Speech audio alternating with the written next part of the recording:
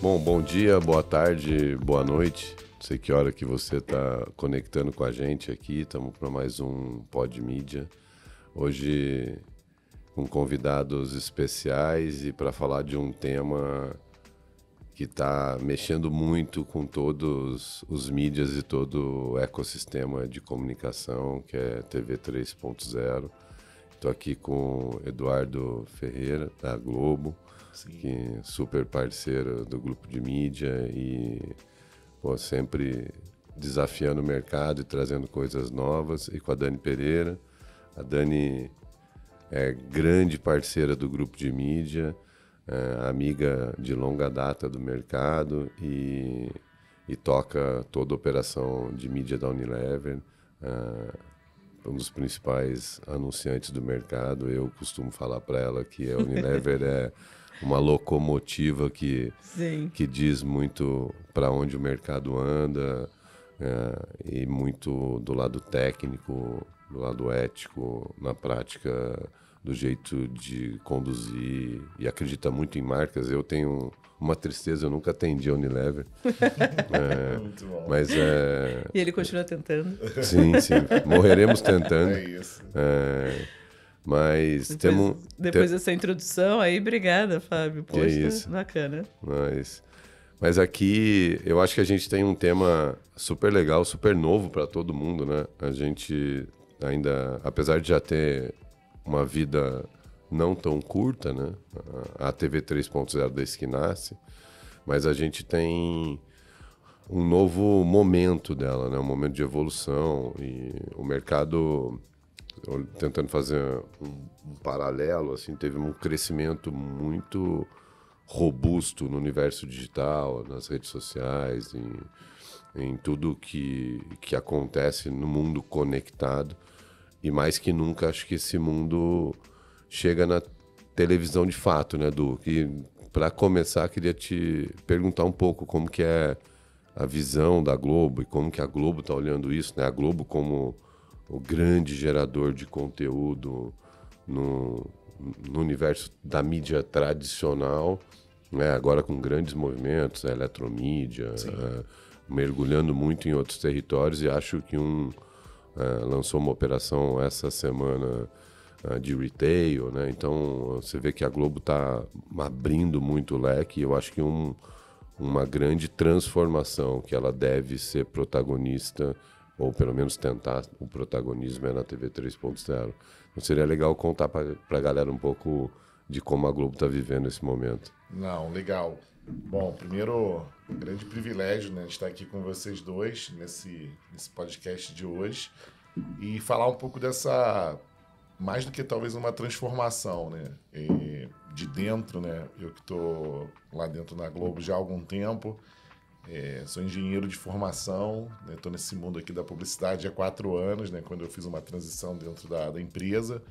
E eu digo que é uma revolução o que a gente está vivendo, né? Quando você coloca esses exemplos, né, a parceria com a Vetex agora no Retail Media, o Eletromídia e o DTV+, né, que até aqui nós chamávamos de TV 3.0, é a grande oportunidade de conectar, né, o que a gente entende que são os melhores atributos do que a gente conhece como TV aberta, né, do alcance, dessa característica muito específica do Brasil, né, que a TV aberta tem uma força que é diferente de outros lugares do mundo, com o melhor do ambiente digital, né, onde a gente se beneficia aqui de segmentação, do uso de dados, né, a gente vem trabalhando aí nos últimos anos com a estratégia de logagem do Globo ID, então coletando todos esses dados que estão muito centrados no nosso conteúdo, então hábitos de consumo, os territórios, né, que esses usuários usam, e tudo isso tanto para favorecer a nossa produção de conteúdo, a nossa recomendação de conteúdo,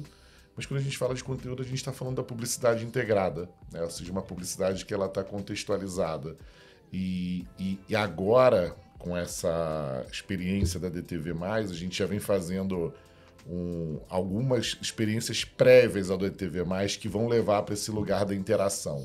Eu acho que esse é o ponto que a TV digital, que a gente chamava de TV 2.0 até então, ela vinha com essa ambição, mas ela não conseguiu dar essa atração. E agora, com maior capilaridade da internet, maior número de TVs conectadas, né, no Brasil, a gente entende que a DTV+ vai ter essa capacidade de, além de entregar a publicidade que está contextualizada, que está associada, né, ao que você está buscando, ela também vai permitir essa capacidade de interação, né, de você conseguir dialogar com a tela grande de uma maneira que até então você ficava apartado, né? Tanto é que a gente sempre falava de segunda tela, né, quando a gente falava do celular com a TV. E agora essa experiência, ela se torna, pelo menos a gente tem um caminho aqui para pavimentar e tornar essa experiência mais orgânica.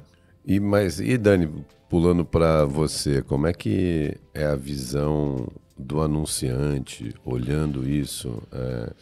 A gente que passou por algumas transformações, né? A gente viu nascer um ambiente digital, que a experiência era, vou anunciar na Globo.com, no IG, no UOL, no Terra, e não tinha nada. Depois veio o Google, vieram as redes sociais, a gente viu tudo isso nascer e todo nascimento geram dúvidas, caminhos de experimentação. Como é que vocês estão vendo isso? Olha, Fábio, a gente está vendo isso de uma forma muito... Acho que uma expectativa muito positiva. Porque, como o Edu comentou, né, a gente fala o melhor dos dois mundos. Uma coisa que é inquestionável, a TV sempre ditou a cultura. Ela sempre trouxe conversa. E a gente, hoje em dia, está num momento onde a valorização do engajamento, da conversa, ela está muitas vezes até desproporcional, né? E a TV é sobre isso. A gente fala que grande parte dos trending topics que acontecem no digital, eles vêm do evento ao vivo, do reality show, vêm ali do futebol ao vivo, ou de alguma coisa que aconteceu na televisão. Então, quando você tem esse mundo, esse impacto, essa relevância cultural, somadas à granularidade, à mensuração, aos dados que o digital trazem agora no mesmo device e com uma experiência no futuro próximo, orgânica, fluida para o consumidor, para mim é o melhor dos mundos. Eu falo que a grande dificuldade que a gente tem agora como anunciante é como participar da conversa que está acontecendo 24/7 e trazer impacto para as nossas marcas, porque no final a gente precisa ganhar market share, a gente precisa vender. E realmente eu acho que é um norte muito bacana quando você vê esses dois mundos convergindo. Entendi. E, Edu, se fosse explicar para um leigo, eu brinco, às vezes eu tento explicar as coisas em casa para minha mãe, para o meu pai. O maior desafio. Como é que Como você explica de uma forma simples? Porque a gente vendo, como você falou, né, o 2.0 que era o digital, o 1.0, o que é essa DTV+, antiga TV 3.0? A pergunta é ótima e acho que o nosso maior desafio é esse, né? Como é que a gente educa e engaja, né, as pessoas, né, a partir da tecnologia. Como é que a gente faz com que aquilo se torne útil, né? No final, aquilo tem que manter uma utilidade, tem que manter o engajamento, como a Dani comentou. Então, qual é a grande explicação aqui que eu acho que torna tudo isso mais simples? É demonstrar que a TV, né, que está hoje no centro das nossas casas, né, isso aí, se beneficiar dessa instalação, que é sempre ali tá no meio da nossa família, né? Mesmo quem mora sozinho, quem não mora sozinho, e a gente vê isso nas pesquisas, nas visitas, é parte desse lugar, ela está no meio da sala, tudo gira em torno ali da TV, então onde as pessoas se reúnem, se conectam para buscar conteúdo, buscar entretenimento, esportes, enfim. E na DTV+, não é só mais a antena, né, da TV aberta, que as pessoas até meio que deixaram de lado. É lembrar que isso é gratuito, e eu acho que esse é o grande diferencial que se mantém nesse sentido, porém com todo o atributo que aí tem que ser bem vamos dizer, na conversa mais informal, todo o benefício que a internet dá, né? Então, se proporcionar ali uma experiência que ela vai ser... A pessoa não vai saber se está recebendo o sinal do ar ou se ela está recebendo pela internet. E aqui tem um trabalho assim, grande, né, acho que é de todo o mercado, de como explicar isso, né, de como tornar isso simples, porque hoje, né, talvez o principal ponto assim, que a gente vê de fricção é que quem teve a experiência aqui recente, quem está escutando aqui a gente agora, de ter comprado uma televisão recentemente. Né? Todos nós aqui, talvez há 15, 10 anos atrás, quando a gente comprava uma televisão, era simples, né? Você colocava na parede, botava uma tomada, um cabo da antena da TV a cabo ou a cabo, enfim, da antena do ar e ligava. Hoje, para você ligar a televisão, seja ela de qualquer marca, Samsung, LG, Sony, você passa por várias etapas. Primeiro já acorda, ela tem que atualizar o firmware, ela tem que atualizar o software, ela tem que logar, né? Então, são etapas que não são tão simples para qualquer pessoa, né? Então, a gente precisa explicar também, a gente precisa atualizar as pessoas sobre tecnologia de uma forma geral para depois chegar na DTV. Então, assim, passada essa etapa, eu entendo que mostrar que a sua TV vai precisar trocar, esse é um ponto super importante, né? Então tem essa etapa de aquisição, então a gente aposta muito na Copa do Mundo do ano que vem, assim, torcendo para que a seleção se classifique, né? Ainda mais hoje que a gente está aqui, né? Para quem está ouvindo a gente, pós-estreia do Ancelotti, mas a gente torce por isso, porque é o momento que as pessoas compram a TV, né? Tem ali um ritual quase. Um ritual, exato. A gente vê na indústria de eletro, os números sempre trazem isso.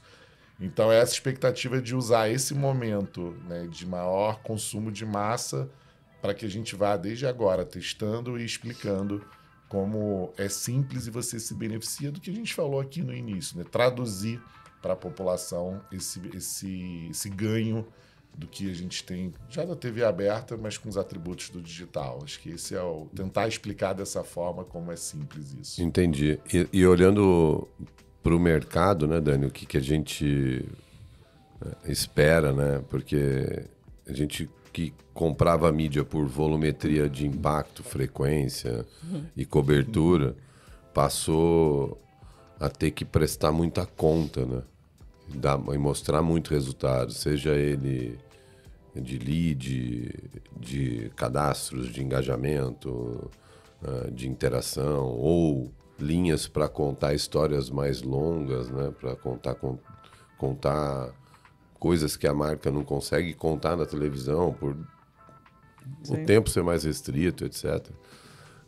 A gente vive uma mudança e uma exigência muito grande por verificação daquilo que acontece, por realmente conseguir segmentar de uma forma muito profunda, que o digital entrega tudo isso que eu estou falando e a televisão tradicional tem mais dificuldade para esse tipo de entrega, né? Como que você vê? Você acha que a TV 3.0 vai ser mesmo essa união desse monte de coisa e vão exigir ainda mais que a gente continue comprovando e vai ser mais difícil?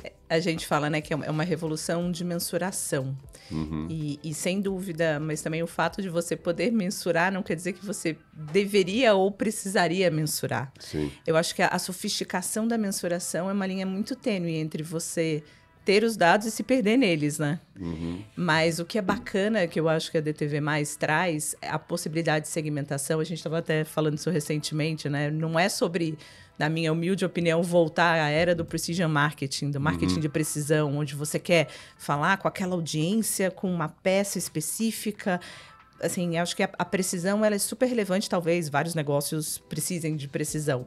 Mas no meu, por exemplo, que a gente está falando de ganho de construção de marcas que já são icônicas e tal, é sobre a gente buscar relevância.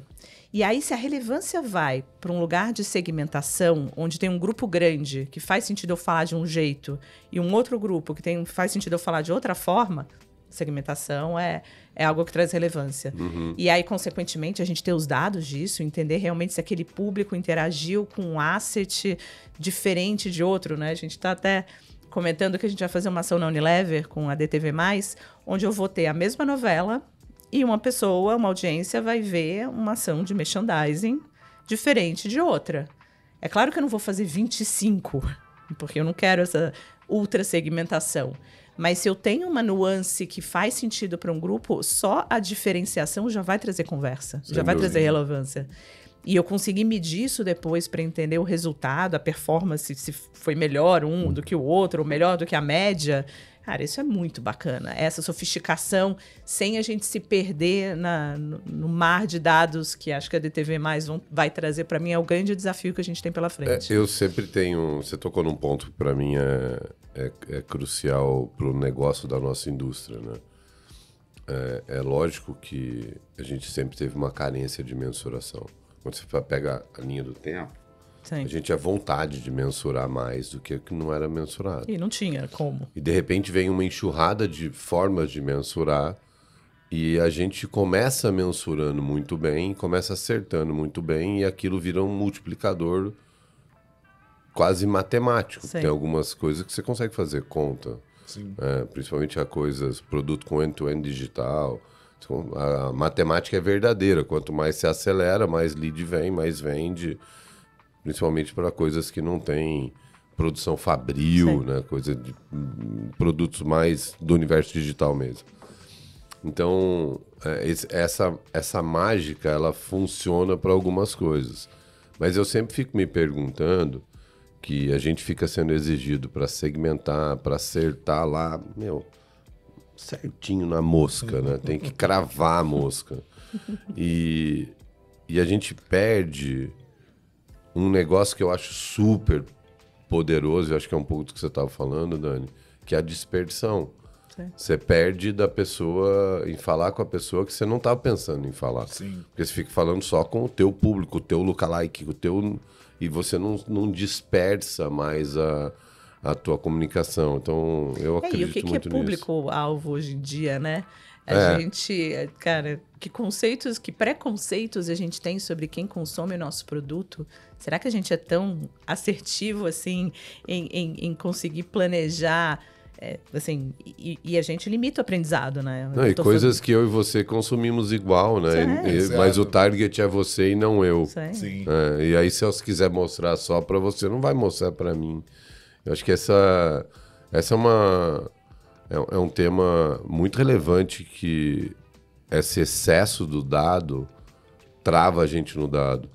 Só que quando você acerta a matemática, ele é muito poderoso. Sim. Porque você acerta o fator multiplicador, como a Dani bem colocou, no final do dia a gente precisa vender, aumentar share, ganhar mercado e tal. Mas... Não, comentar, a Dani falou uma frase aqui que tocou muito no que... E eu acho que muito dessa revolução que a gente vem vivendo na Globo, quando você mencionou a questão de perder os dados, né? Porque quando a gente vem, né, para desafiar aqui esse universo, né, da matemática aqui, que está muito ali instalado nas Big Techs, né? Ou seja, quais são os atributos, quais são as métricas, né, que a Globo vai entregar no DTV+, e a primeira hipótese que surge, e eu falo assim com muita propriedade, porque eu estou bem inserido nisso, que é, então ok, agora a gente vai poder fazer segmentação, então no intervalo, né, a gente vai poder entregar 25 criativos diferentes para 25 clusters. E cadê os criativos e os clusters? Né? Exatamente. Então, e assim, aí um pouco sobre, vamos falar de indústria automotiva, né, que a gente estava aqui no briefing antes falando sobre isso. Aí eu vou entregar 25 criativos daquele novo veículo que vai ser lançado. Isso afeta toda a cadeia de produção, ok? A gente vai ter uma alavanca de inteligência artificial para ajudar, mas será que é sobre 25 criativos diferentes? Será que não é sobre, né, a ação que você mencionou na novela, com 2 momentos diferentes, né, com 2 conteúdos? Então, aqui também tem um trabalho que é equilibrar isso, né? Essa da hipersegmentação, que você acaba sendo drivado pelo que você mencionou, né? Do resultado, que a matemática ela te induz a ir para esse lugar. Sim. Mas não é sobre só essa performance, essa ultra performance. Assim, como é que a gente também trabalha branding, trabalha, né? Ou seja, outras etapas aqui. Então, acho que aqui o DTV+ também vai ajudar, no mesmo dispositivo, a gente a buscar esse equilíbrio, né? A gente costuma falar muito também da questão da dispersão geográfica, né? Que o DTV+ vai trazer também essa diferença. E é legal mencionar sobre isso nesse momento. Quando a gente coloca aqui, por exemplo, a região de São Paulo, como é que a gente define a cobertura de São Paulo? A gente define pela região metropolitana. Pela antena, né? Pela antena e pelos repetidores que a gente tem a concessão como radiodifusor para a cidade. Então, eu estou fazendo publicidade, entregando conteúdo. Para os tais 20, 21 milhões de pessoas que impacta aqui nesse sinal, Desde né? Guarulhos até Osasco, Barueri. São Caetano, Santo André. Todo mundo está assistindo. O mesmo sinal. E quando a gente vem para a DTV+, a lógica de recorte da cobertura, e quem compra publicidade conosco sabe, por exemplo, hoje eu vendo SP1. É vender SP1, SP2, SP3, SP4. É imaginar que o recorte de cobertura poderá se dar por uma visão econômica. Então, sem dúvida. Um cliente de Osasco, um cliente de Guarulhos, ele vai comprar para aquela região. E aí é uma segmentação que passa a fazer sentido para ele, porque se ele comprar São Paulo, ele está comprando, que a gente vai estar comprando Manhattan, né? Ele está comprando esse preço, mas a Universidade de Guarulhos, será que ela quer atingir o público que está em Osasco? Pode não fazer muito sentido. Então, o Davó de São Miguel, Bergamini, essa turma vai gostar. Exato. E vende bastante Unilever, viu? Oh, com certeza. Então, são esses. Isso é uma outra. É um ganho para o mercado. E né, no final aqui todo mundo, né, ser remunerado, né, tanto para o veículo quanto para os anunciantes, porque a gente passa a fazer essa entrega que ela não é a hipersegmentação, né, como a Dani mencionou, o precision marketing aqui, mas ela tem esse atributo da geografia. Então, assim, Guarulhos pode estar assistindo uma publicidade que faça sentido. Quem está na zona norte de São Paulo, em Santana, vai assistir outra. Então, você começa também a preencher, né, os espaços publicitários com essa entrega. Não, quando você olha historicamente, o crescimento da televisão e do jeito dela propagar, ela queria ter uma emissora nacional. Sim. Ela nasce com uma vontade de ter um conteúdo que cubra o Brasil inteiro. Isso ela vem da rádio, né? A rádio começa com uma coisa nacional, sem né? dúvida. A criação da rede, conteúdo único. Por quê? Porque não dá para produzir essa quantidade. E é lógico que, falando da minha terra natal, a rádio de Guaratinguetá, falando de conteúdo de Guará, tem muito mais relevância para a comunidade de Guará do que o conteúdo que está acontecendo aqui em São Paulo. E muitas vezes ele chega lá na televisão o conteúdo de São Paulo. Então, essa regionalização, que é geográfica, quando você fala do anunciante, o digital resolveu isso muito rápido, porque eu consegui falar com a minha rua. Eu consegui me geolocalizar num raio do restaurante que fala para fazer o delivery do iFood, no raio de 500 metros, de 1 quilômetro, para vender ali. Isso aconteceu muito rápido. Quando você pivota isso para o universo de segmentação, hipersegmentação de comunicação, gera um desafio para as duas bandas, que é para o produtor de conteúdo, precisa produzir conteúdo local, que é o que você estava falando, vou fazer Guarulhos, mas aí vai ter o Esporte Guarulhos? Sim, exato. Vai precisar produzir. E aí tem que ter o custo da produção.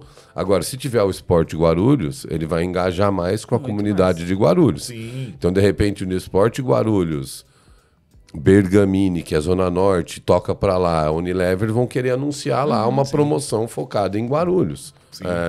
Porque você vai geograficamente... Eu acho que tem um poder dessa segmentação geográfica muito grande, né, Dani? Eu falo que vocês estão colocando na rua uma Ferrari. É isso aí. E é óbvio que nós, anunciantes, se a gente falar... Eu sempre falo que nada supera uma boa ideia. Sim. Então, óbvio que a gente precisa ter boas ideias para acionar todos esses features, né? Todas essas possibilidades que a DTV traz. Mas, sem dúvida, as possibilidades, seja de segmentação, seja de você ter insights, a gente não falou muito aqui, mas a gente ter, de fato, assim, testar, fazer um teste AB até com algum produto. Sim. A gente conseguir realmente entender qual é o público-alvo antes de lançar um produto, a gente testar uma mensagem, testar uma campanha de uma forma escalável e rápida. É claro que a tecnologia nos permite, acho que o que muda agora é que a gente tem opções e oportunidades de acionar tudo isso de uma forma diferente que até então a TV não entregava. Sim, perfeito. Acho que é esse que são essas hipóteses aqui que a gente quer validar, né? E eu acho que teremos um período agora, e é importante também, acho que, situar, né, a nossa audiência aqui, tá, mas o que está acontecendo agora com a TV+, né? Quando a gente fala, a gente coloca aqui na linha do tempo a TV 3.0, mas o que a gente tem hoje já no ar é a TV 2.5, que já permite, como a Dani falou, essa experiência da novela. A gente também já fez uma ação no Big Brother de interação, de votação para um parque de televisores instalados. E acho que essa parte da interação é um lugar legal também para a gente comentar. E a gente agora está com uma estação piloto no Rio de Janeiro. E tem pelo menos um mês já no ar. E a nossa ideia é que a gente use esse período para testar com anunciantes, testar com fornecedores da tecnologia, né? Fornecedores de televisores, receptores, começar a experimentar tudo isso até que a gente tenha o decreto autorizado para liberação do canal, enfim, fazer todos os trâmites aqui regulatórios.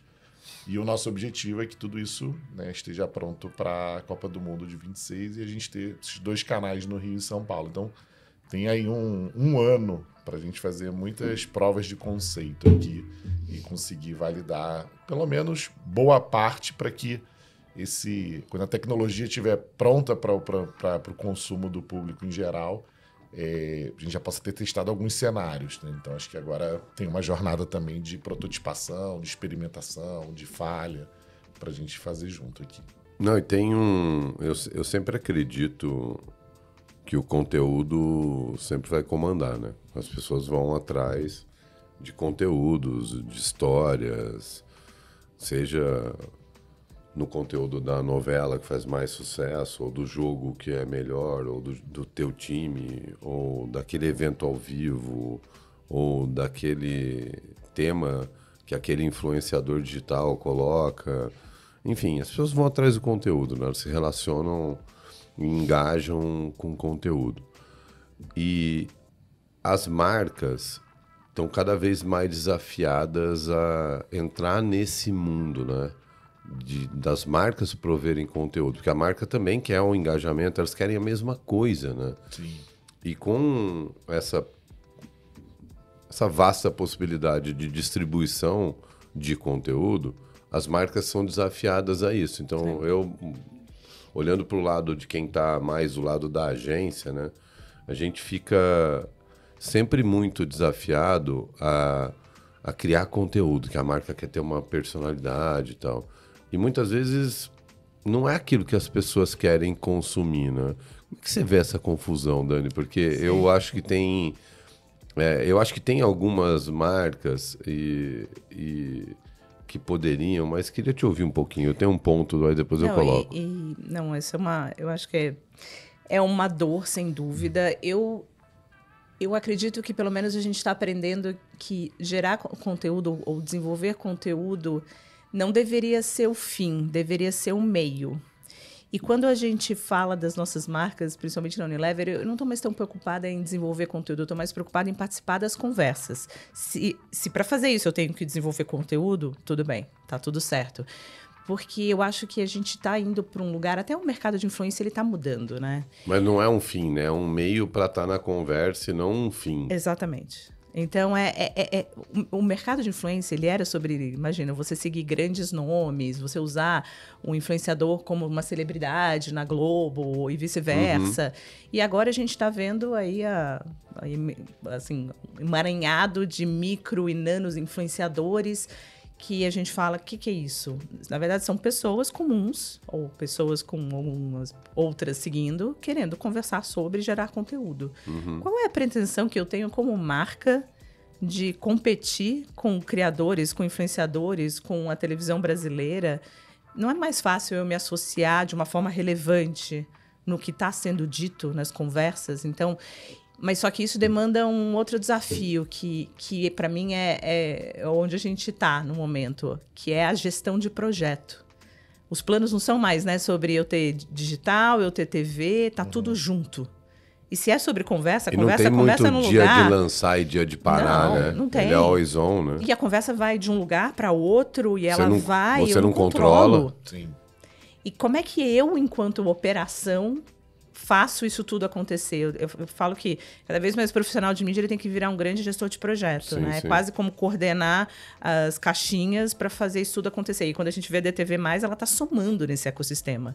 Agora eu passo a ter mais uma opção de conversa, mas que eu posso controlar, mudar a interação, mudar a oferta, mudar o conteúdo em tempo real. Assim, é uma complexidade absurda, mas eu acho que é igualmente assim bacana o momento que a gente está vivendo. Mas, assim, cara, quando a gente fala de conteúdo, eu acho que o grande desafio das nossas marcas é se manter relevante.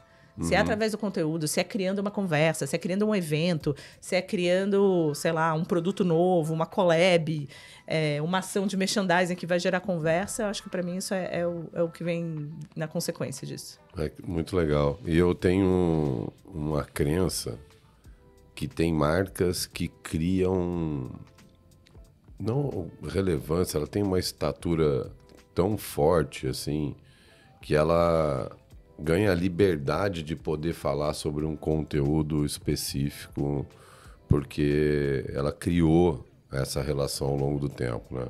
Você tem marcas que você gere lá, por exemplo, se for falar de qualidade de lavar roupa, ninguém tem mais, tá mais credenciado que Omo para falar disso. 32 anos como top of mind. Não tem como. 30. Então, se a gente for 32 falar... Não, e aí quando eu penso no conteúdo para esse novo momento, tem um conteúdo quase educacional Sim. Qual de o papel como dessa fazer. marca, né? Essa marca, será que ela não tem que trazer outros tipos de conteúdo? A gente estava falando um pouco da indústria automobilística, que pô, a decisão de comprar um carro, por exemplo, ela é super complicada. E você tem muitas comparações e tal. E a indústria automobilística, ela produz muito conteúdo para o carro. A roda, o manual do carro, será que ele vai vir tudo...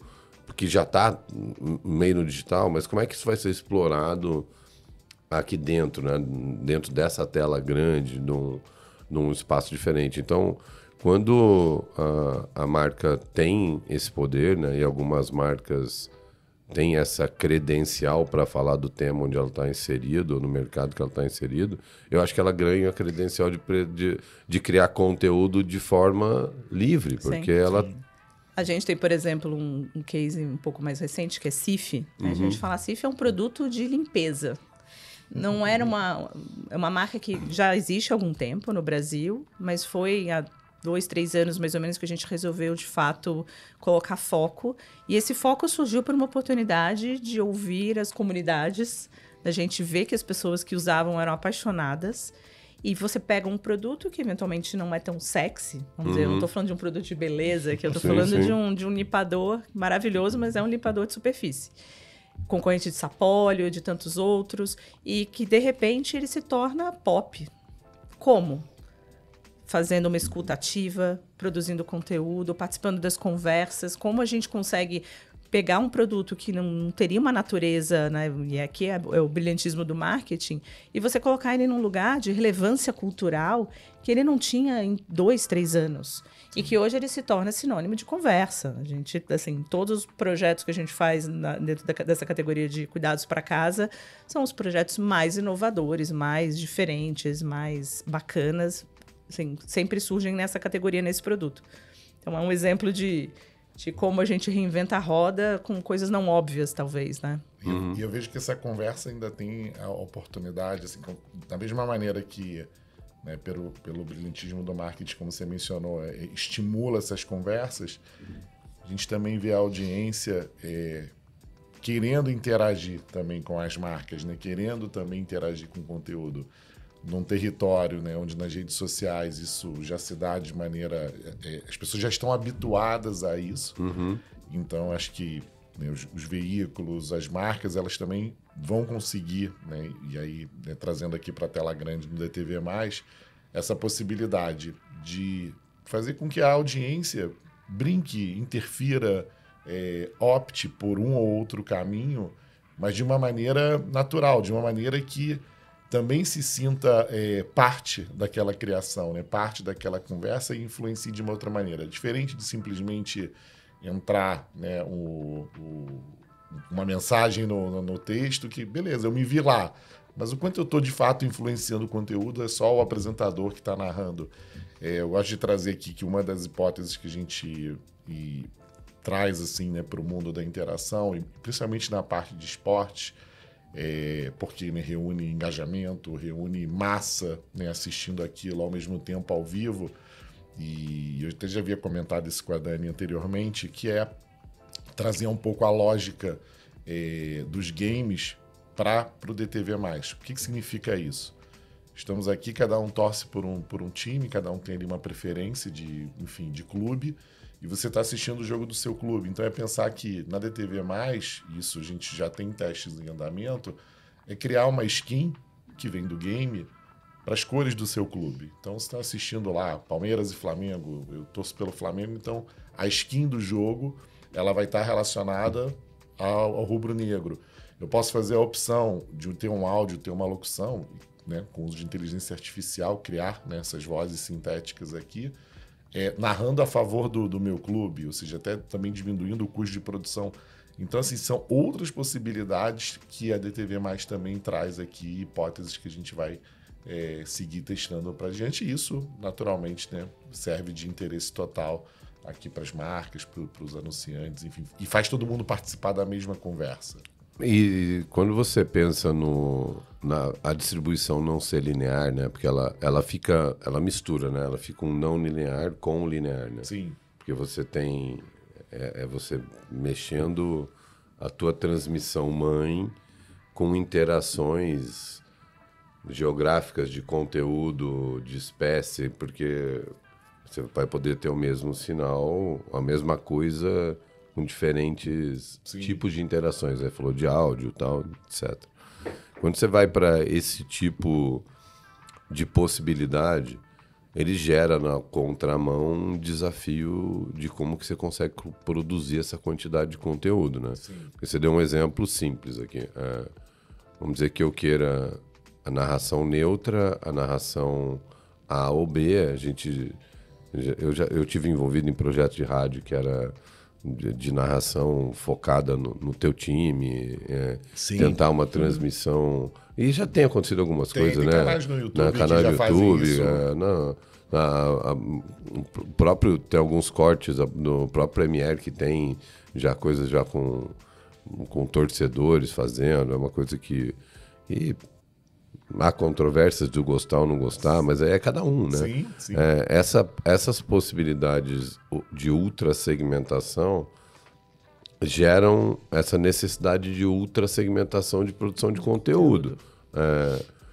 Que, para mim, esse é um dos grandes desafios que a gente vai viver, acho que nos próximos anos, né? Como é que a gente aproveita... Já estamos vivendo. Né? Como que vai aproveitar tudo isso, gerando essa quantidade, como você estava dando um exemplo, né, Dani, de uma ultra segmentação que você não consegue ter um ultra conteúdo. E aí você estava falando, né, será que a gente precisa do ultra conteúdo? Sim. Ou a gente precisa de uma ultra interação? Essas respostas, acho que a gente não as tem por completo, mas tem hipóteses, né? A gente está na Unilever passando por uma transformação que a gente chama social first, mas não é sobre redes sociais, é sobre cultura. E a gente entende que para usufruir de todas essas oportunidades, a cadeia de produção de conteúdo tem que vir junto. Então, a gente está exatamente nesse momento de estudar e de testar modelos de produção em escala de conteúdo. Sim. Desde fábricas internas, externas, parceiros, uso de AI. E aí são todos os enablers, mas tudo isso toca a gestão de processos internos que a gente tem, com as agências, com o número de profissionais que você precisa ter. Porque, às vezes, você pode usar uma ferramenta de AI para fazer as locuções diferentes, mas você precisa ter alguém para desenvolver quais são as locuções, ou o que eu quero, né? Alguém escreve o prompt. Alguém precisa fazer o prompt ali, senão não vai rolar. E para mim, sim, sem dúvida, para a gente usufruir dessas oportunidades, essa história tem que caminhar junto, a gente ainda está tateando aqui. E como a lógica, eu estava falando, eu eu uso muito esse exemplo de Omo, e apesar de eu nunca ter tido relação com a Unilever, eu uso muito como exemplo, porque eu acho que Omo tem franquia. Isso, né? Você vê, né? Tem que prospectar, né? Mas a franquia de falar de um assunto te dá muita liberdade para você falar dele do jeito que você quiser. Ponto de vista, a gente fala. Poder ter ponto de vista, né? E ele é real. Sim. Ele é inquestionável. Seja da relação da Brahma com o rodeio. Antiga relação da escola com música eletrônica. Sim. Ela participou da revolução de trazer a música eletrônica para o Brasil. Então ninguém ia questionar, ninguém questionava o Skol Beats enquanto programa de música eletrônica na rádio.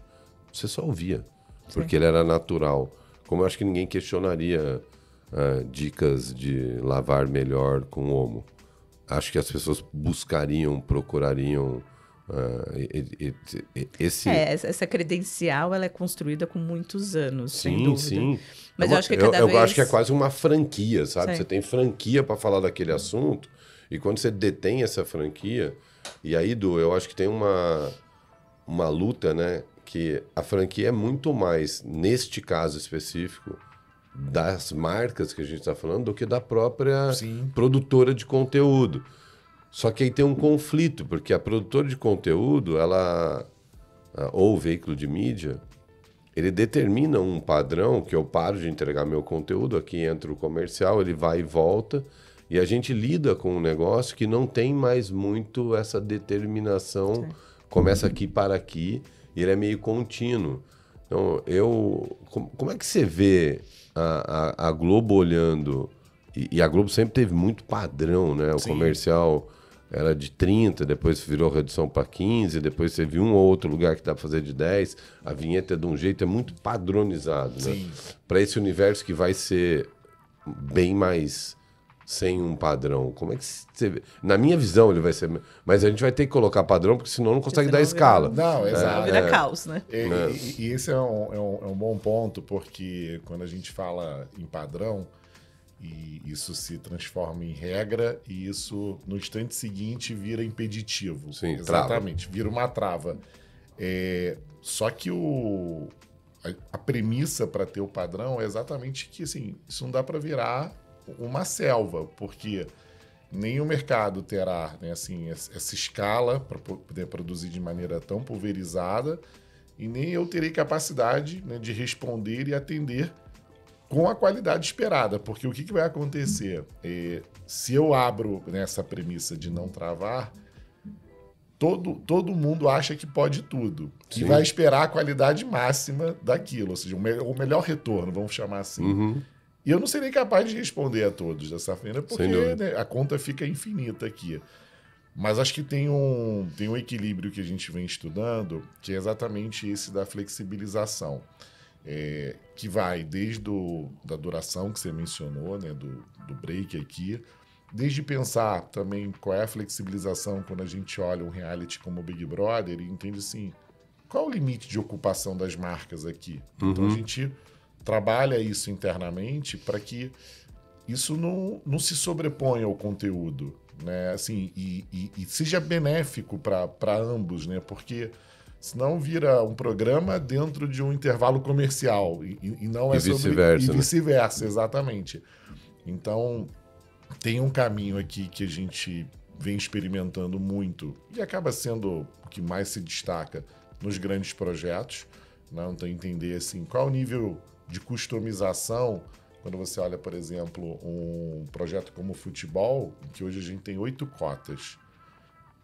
8 segmentos com interesses completamente distintos, né? Quando você olha os nossos anunciantes que estão lá, a comunicação que eles farão, que eles vão buscar em cada momento do ano de um produto que está ao longo do ano, né, durante 8 meses, que é o que dura o campeonato, vai ser distinto. Então, como é que a gente também entende isso, se prepara e se adapta? Então, do nosso lado, assim, como veículo, tem algumas etapas. Uma de adaptabilidade, assim, isso é inexorável, assim, não tem como evitar.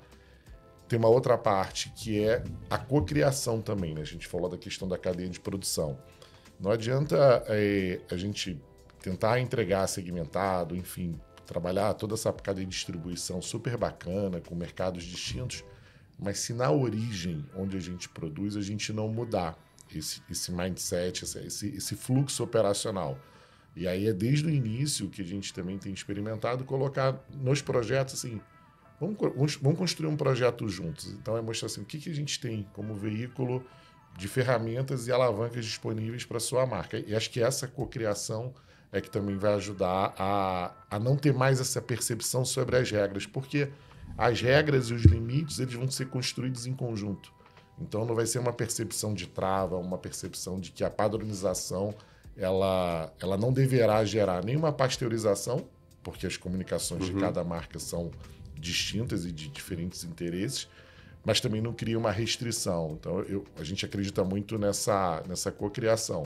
Agora também, qual é a nossa capacidade de ter squads dedicados para essa cocriação? Então isso, né, a cada camada que a gente vai desdobrando... Tem mais trabalho, né? Tem mais desafio para responder. Eu falo que assim, né, na nossa ambição de receita, do resultado que a gente tem uma derivada dessa função, que é isso, né? Assim, tanto a nossa capacidade tecnológica, que eu acho que vai ajudar muito a responder isso e garantir que a nossa margem seja melhor, né? E aí, margem nossa, que eu digo, do mercado, veículos e anunciantes, sim. Mas também qual é a capacidade operacional relacionada a isso, né? Então, é o tempo todo isso, né? A gente, né, olha lá o nosso business plan, olha a receita que a gente quer atingir e essas derivadas, elas aparecem aqui para a gente poder trabalhar. Eu tenho visto assim, uma aposta muito grande. Ontem mesmo a gente estava discutindo internamente a criação de vídeo com inteligência artificial para fazer anúncio. Assim, os primeiros testes que a gente tem aqui, você fala assim, quem é isso aqui não, isso aqui é um artista, isso aqui é alguém que a gente usou como base. Não, isso aqui é 100% inteligência artificial. Então isso vai ajudar muito assim, a simplificar essa cadeia de produção para aquilo que talvez seja mais do cotidiano, dando espaço para que esses times trabalhem nesses projetos mais de cocriação, de maior curadoria, né, mais sofisticados, eu diria. Então, acho que esse equilíbrio também que a gente vai conseguir alcançar. E esse já é um lugar que a Globo tá, né? Assim, a gente, aqui do outro lado da mesa, a gente vê essa transformação na própria Globo, independente da DTV+, assim, projetos que antes talvez eram impossíveis de se pensar em fazer, sim. Hoje em dia, assim, desde mexer numa vinheta de final de ano da Globo, sim. até mesmo fazer o Primeiríssima, que é o comercial colado ali, que parece que você está dentro ainda do programa. Eu acho que assim, muito que vai ditar tudo isso é a experiência para o consumidor, e vocês têm uma preocupação muito grande com a audiência, e óbvio que quando você vê um projeto como anunciante, que ele permeia o conteúdo sem ser escrachado, né? Sim. Mas aquilo traz um engajamento muito maior e traz um retorno para todos nós, assim, sim. Não é só para o anunciante também. Acho que a experiência da audiência é melhor. E acho que a DTV+ vem para contribuir com outras possibilidades, mas sem dúvida a Globo, a área comercial que não ouça falar, né? Que vocês estão mais flexíveis, mas sim, eu acho que a gente tem muito mais co-criado hoje do que Mas eu acho que também a flexibilidade vem da multiplicação do jeito que toca o consumidor. Sim. Porque se olhar, a gente está falando especificamente da Globo, mas quando você pega as diversas formas que você pode atingir o consumidor conversando com a Globo, é muito rico. O que eu acho que a DTV+ vai trazer, na minha opinião, como você vai estar conversando no conteúdo mãe, que é o conteúdo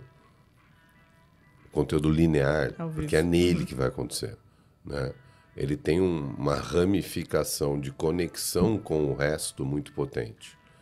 O jeito que vai se dar essa conexão, eu como anunciante, porque se eu estou entrando, exemplificando o que a gente está falando aqui de Omo, por exemplo, você pode ter uma primeira conexão via esse conteúdo mãe, né, que é o conteúdo ao vivo, que pode ser o futebol, pode ser qualquer coisa que esteja ao vivo. E a ramificação dele que nasce a partir daqui, ele começa a interagir em outros canais de conteúdo que estão no mesmo lugar.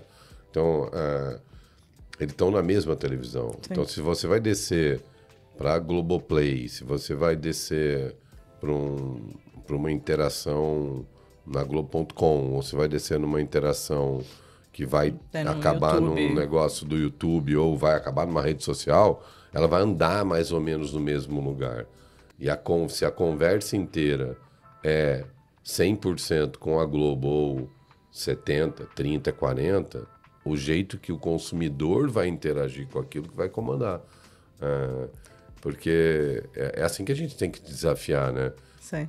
A presença no X é diferente da presença do conteúdo na televisão.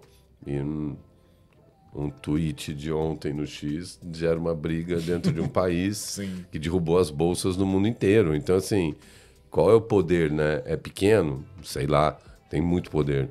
Então, eu acho que, de verdade, essa união das diversas formas que a Globo impacta o consumidor, podendo carregar o anunciante junto, eu acho que é o maior poder, porque a gente nunca conseguiu unir tão bem. Sim. Porque você conseguia falar, mas ele não conseguia sair daqui sem desplugar e navegar, né? Eu acho que a gente vai viver esse rolê.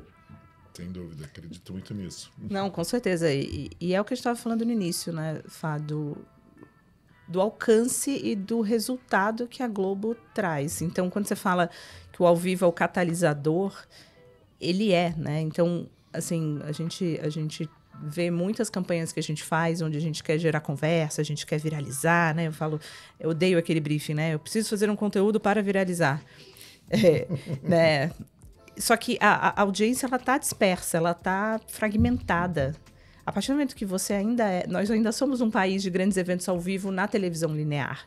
E usar isso como um catalisador para todas as outras conversas já é algo que já acontece. Só que agora eu, como anunciante, posso usufruir disso. Essa, para mim, eu acho que parece que ele vai estar mais amarradinho, ele vai estar mais fluido. Eu vou conseguir fazer... Na mesma trilha. Na mesma trilha, talvez com... Não gosto da palavra controle, mas com uma gestão um pouco melhor de... esse caminho vai para cá, ou da experiência mesmo do consumidor. Então, sem dúvida, é bem bacana o que vem pela frente. Cara, a gente vai caminhando pro fim aqui. Queria ouvir uma última colocação de vocês, assim, de que vocês esperam desses próximos anos nessa revolução que a gente falou bastante aqui, mas do que vocês enxergam ali, um sonhozinho para falar para quem está nos ouvindo? Bom, vou começar porque você vai falar muito melhor do que eu, com certeza, então para setar a expectativa aqui. Eu vejo assim, acho que do mesmo lado que a gente tem tudo que a gente mencionou sobre essa mega evolução tecnológica, sobre essas possibilidades, né, assim, e quando você fala, assim, de sonho, eu falo muito também, assim, de propósito e de intenção.